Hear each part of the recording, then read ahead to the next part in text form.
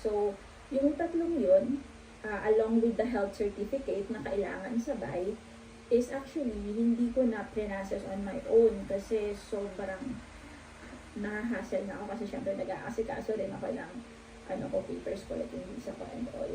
So, pinaprocess ko na siya sa Gold Pet Transport, yung tatlo or apat na requirements na yun, sila na nag-process. And pinaprocess ko siya, I think, kasi ang alis namin nun is Wednesday, tama ba?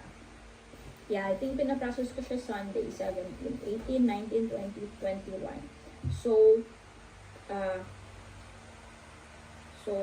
within 5 days, nung sinabay ko na sila. So, yung para sa yung EU and everything, pinaprocess ko na sa Gold Pet Transport. Hanapin nyo na lang yung